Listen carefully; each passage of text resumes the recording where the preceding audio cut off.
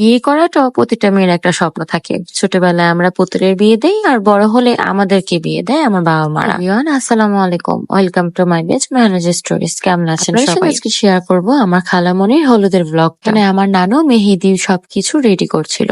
দেন আমার খালামণি আমার ছোট খালামণিকে এক এক করে গহনা পরিয়ে দিল। বাই দ্য ওয়ে, আজকের সাজটা কিন্তু আমি সাজিয়েছি আমার খালামণিকে। সবাই কিন্তু জানাবেন কেমন বললাম না, ছোটবেলা পুতুলকে বউ সাজিয়ে আমরা বিয়ে দিই আর বড় হলে বাবা মা আমাদেরকে বউ সাজিয়ে বিয়ে দেয়। শখটা হয়তো তাড়াতাড়ি পূরণ হয়ে যায় আর কিছু মেয়ের বউ হওয়ার স্বপ্নটা হয়তো দেরি হয়ে পড়ে। খালামণি আজকে বউ সেজে অনেক খুশি আর আমরাও আমার খালামণি বিয়ে খেতে পেরে অনেক। আমার কাছে না কারো বিয়ে দেখলে আমার বিয়ের কথা মনে পড়ে যায়। আপনাদের সাথেও কি এরকমটা হয় বলেন? একটা মেয়ের জীবন কতই না অদ্ভুত। যে বাসায় জীবনের অর্ধেকটা সময় কাটিয়ে দেয়, যে বাসা ছোট থেকে বড় হওয়া হয়, সেই বাসার ভিতরেই সে একজন মেহমান হয়ে যায়। আমরা ছোটর ভিতরে চেষ্টা করেছি যেন কোনো কিছু কমতি না হয়। কিছু ডেজার্ট আইটেম ছিল, ডেজার্ট আইটেম গুলি এক কথায় অনেক দারুণ ছিল, খুবই লোভনীয়। খালামণি এসে বসলো, সবাই ওনাকে হলুদ দিকে বলে সবাই এক এক করে ভিডিও করছিল। আর আমার ছেলে তো খুবই বোরিং হচ্ছিল। ছেলেরা মনে হয় একটু বোরিং হয়ে যায় আর মেয়েরা হয়তো আনন্দটা বেশি পায়। তারপর আমার নানু ভাই নানা খালামণিকে হলুদ দিয়ে দিল। ছোট রাজকন্যাটা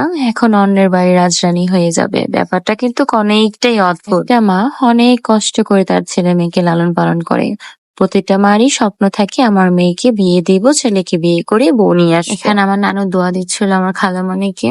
এই জিনিসটা দেখে আমার খুব ভালো লেগেছে। আর আমার খালামণি কতটা খুশি তা তো আপনারা দেখতেই পাচ্ছেন ভিডিওতে। সবাইকে ভালো লেগেছে, তবে এই ছোট কিউট বেবি গুলি যখন শাড়ি পরছে ওদেরকে এত ভালো লাগছিল, মাশাআল্লাহ মাশাআল্লাহ। এক এক করে সবাই হলুদ দিয়ে দিল আমার খালামণিকে।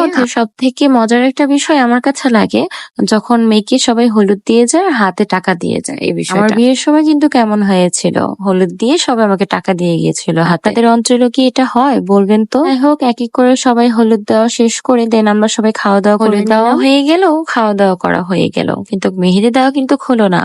তাই রাত্রেবেলা আমি আমার খালামণির হাতে মেহেদি লাগিয়ে দিচ্ছি। পর্যন্তই আমার ভিডিওটা কেমন হয়েছে সবাই অবশ্যই জানাবেন। ভালো থাকবেন সবাই, আল্লাহ হাফেজ, আসসালামু আলাইকুম।